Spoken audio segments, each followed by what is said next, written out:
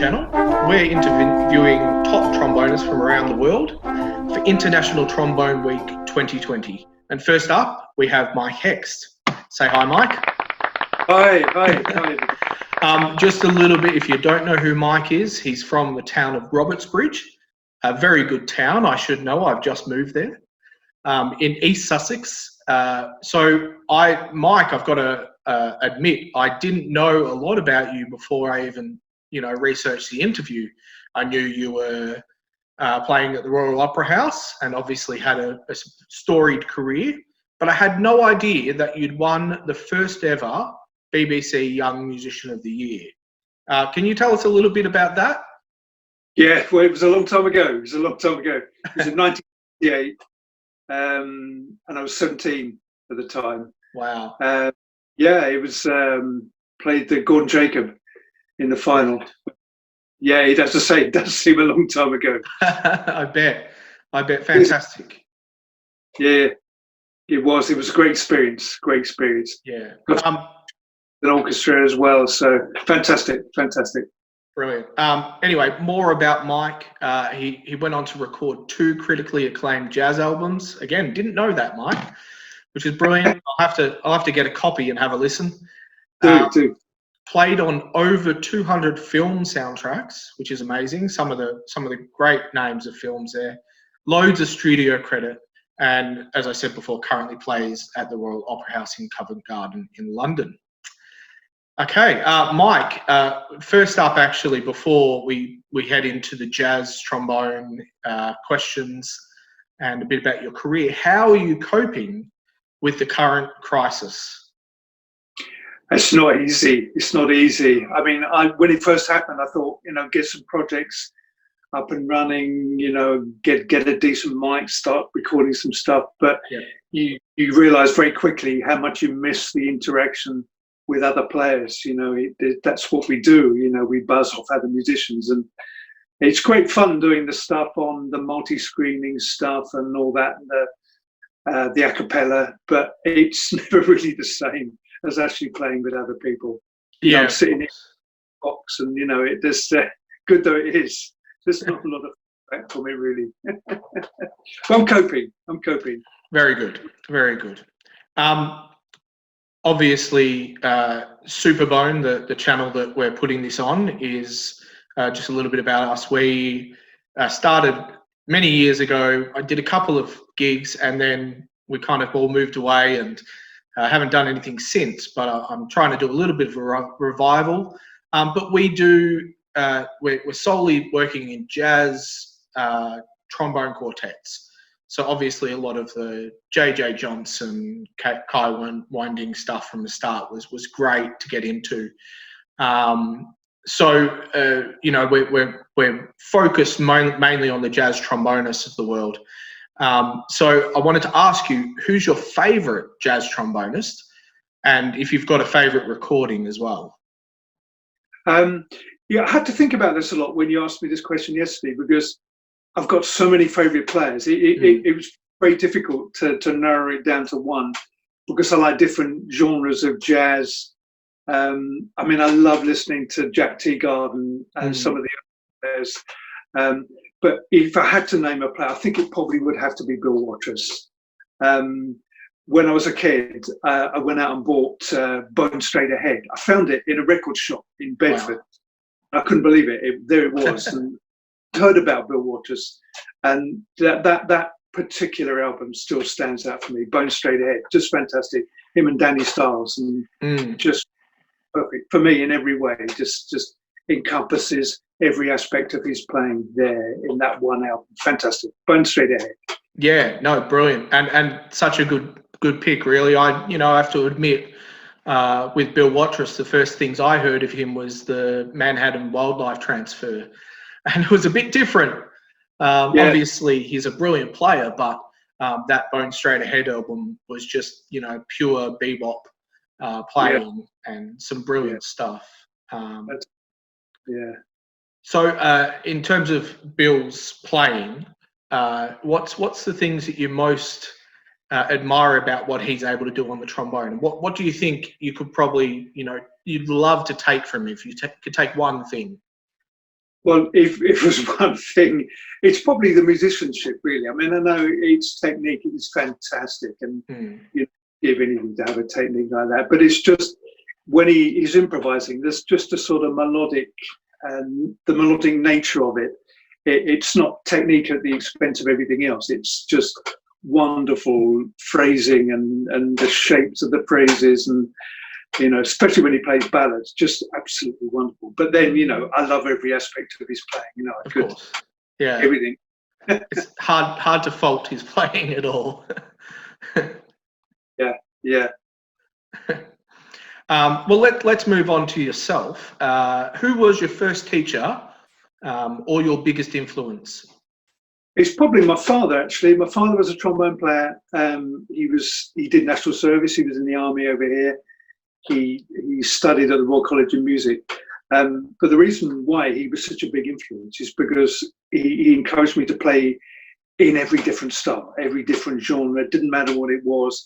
He said, you're going to get the most fun out of playing if you just play in every different style. You're playing a trombone. Trombone is the instrument that can just play in anything. You can play in a brass band, you can play in an orchestra, you can play in a big band, you can play in a chamber jazz group, you can do everything.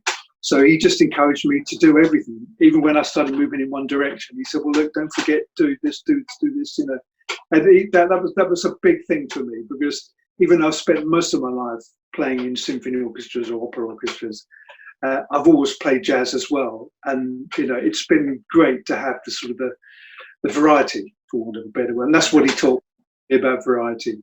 I mean, that diversity in being able to play so many different styles as a trombonist, must be so important in your career.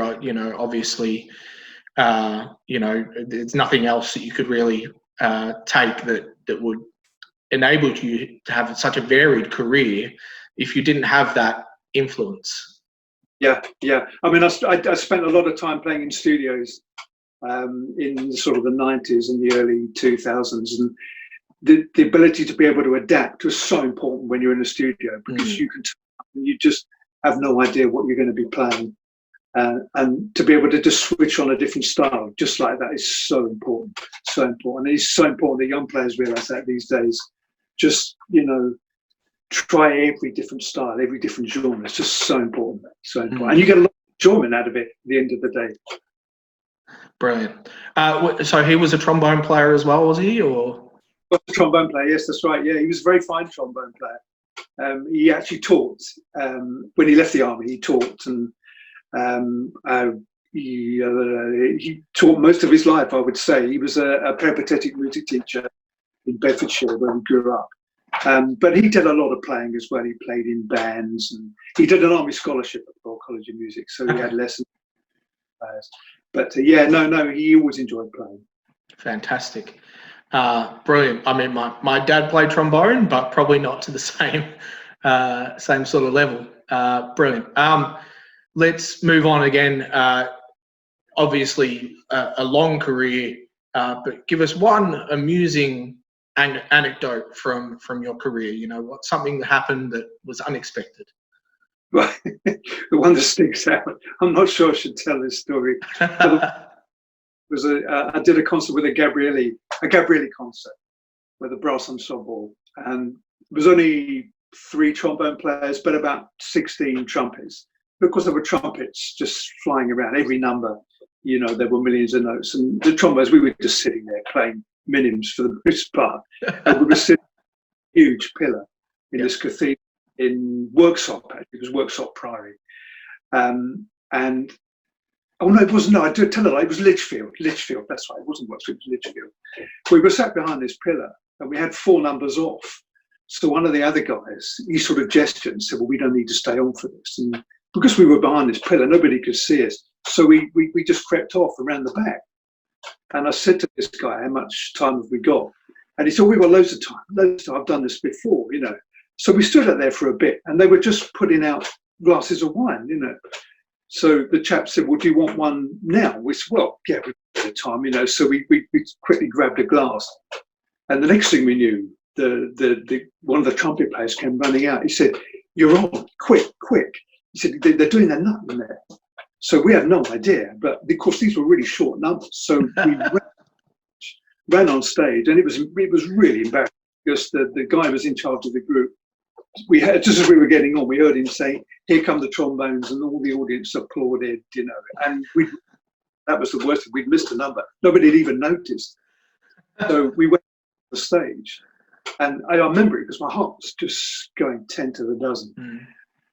And on my stand was what I thought was the next piece, but it wasn't. It was the piece that we'd missed. So I was staring at this music, and I had 30 bars off at the beginning, and they were all looking at me. Of course, I didn't realise somebody leaned over, took that part off, and the next number was, I started the next number. It was me on my, God, everybody laughed again in the audience. And I went to pick up my trombone, and I left my trombone around the back. To get my trombone and come back. It's just terrible. And I tried to go and apologise to the guy who ran the group in the break, but oh God, I mean, it's just, yeah. I still wake up in the middle of the night thinking about that. But I know it happens to in the life, but I'm not proud of that. No, but I guess it happens, doesn't it? I mean, you hear all the time about orchestras who, That's right, got a movement off or something and come back on and you miss half the opera or something. But just for everything to go wrong and to forget my trombone as well, it's just brilliant. Fantastic. Look, it's been really good talking to you, Mike. We're not going to do too long, but what I wanted to ask, is there a current project that you're really passionate about that you'd like people to know about, and we can give that a bit of a pump up? Yeah, well, the thing I'm really proud of at the moment is, and you'll know about this, Mike, is that we've got a jazz club that we run here in Robertsbridge, and we've made a big success of it. We run it once a month, myself and a drummer, Pete Beeman, and we've had some of the top names in jazz coming down here. We're managing to make it work by selling food and drink, and I've been really proud to be part of it. And you can find it on Facebook. There's a Robertsbridge Jazz Club on Facebook.